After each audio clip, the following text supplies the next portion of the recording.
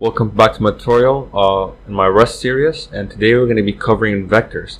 Now, a vector is simply a dynamic array or a growable array, so it increases the size even after you add new elements to the array, to the vector, unlike the array. So the way you write vectors in Rust is, this is the most convenient way, and that way is to use macros, just like the println macro. So we use the following. So you say let. So let's call this vec1, so that's our new vector, equals vec, like so. And then here you just list your elements. So the elements can be anything. They can be integers, so you can make 0, so you can 1, 2, 3, 4, 5. They could be integers, or they could be, strings. So let vec2, and we could say something like, hi. Or it's just some sample input here, or it could be something else like boolean. So we can call this vec3, and let's say true, false, false, true, something like that. And these were all actually compiled. This is all actually correct. So a vector is basically a data structure that holds elements in Rust. And the way you print a vector is with the following. So you just print it like so. So you say println, use the println macro, and you keep the colon and the question mark here. If you don't, then it's not going to print the vector. In fact, let's try this. So let's try this out. So let's try to print vec1. And if we save this and go to our terminal and we say cargo run, it will actually give us an error. So this is the way you do it. You just keep the colon and the question mark, like so. In this way, we will print the data structure. Okay, so let's try that out again. Let's clear this. And cargo run. And as you can see, it will print out the vector. Now these two are just warnings. They're just basically telling us that we didn't print the other two. So let's print out the other two. So let's println. So vec2 and vec3, list of numbers, and this is a list of strings, and this is a list of booleans, right? So list of booleans, and so on and so forth. So we can do this again, and as you can see, it prints out all the lists for us.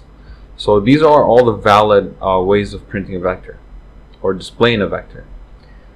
Now there's another method of actually displaying a vector, and that is with the following. So let's say we want to make a list of numbers, but we want to repeat the same number again. So let's say we want to repeat the number 0 50 times.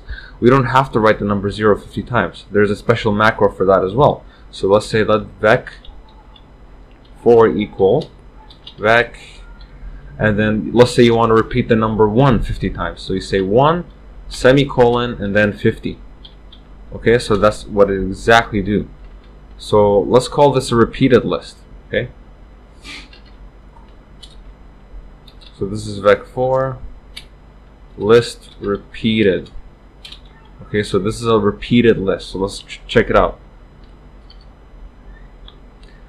And as you can see, it repeats the number 1 50 times. And as you may have guessed it, it will do the same thing for the other two. So it will do the same thing for strings and boolean values. So let's try this out. So this will be vector 5, vector 6, and vector 5 will repeat the string, let's say cargo or hello. And I want to repeat that string 5 times. And I want to repeat a boolean value, so false. And I want to repeat that like 10 times, for example. And of course we can do that and print that as well. So let's do the following. So this will be vec5 and vec6. And let's print that again. So let's clear this first.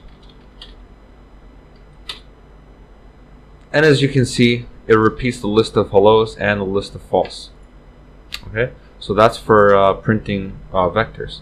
What if you want to access a specific element of a vector? So say you want to access the first element of the list. As you can see, in programming, we'll always start from 0 when we're indexing something from an array or a vector. So if we want to access let's say you want to access number 2, we go 0, this is index 0, and this is index 1.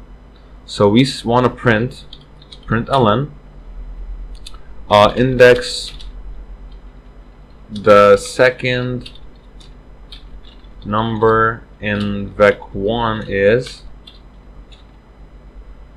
and then we say vec1 at index 1. Okay, so that would be number 2. So let's try that out. So as you can see, the second number in vec1 is 2, which is true. Okay. We can also access the last element of the list by doing the following. We know the last element is at index 4, but let's say you have 1,000 items. How do you know which one is the last? Well, that's pretty easy. It will always be the size of the vector minus 1. So that's the last index of your list. So in this case, if I want to access the last number, all I have to do is say vec1.len and use the length function minus 1, like so. And this will work as well. So let's try it out.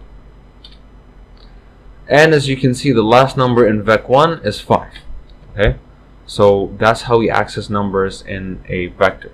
And that's how we index them. So that's it for today, guys. In the next tutorial, I will show you how to iterate through a vector, and what's the difference between ownership and reference to a vector. But for this tutorial, I just want to give you guys a basic, a more general overview of what a vector is and how to create one, how to access the elements, and so on and so forth. So I hope you learned something from this tutorial, guys. Comment, share, subscribe, like this video if you find it useful, and I'll see you next time. Thanks for watching.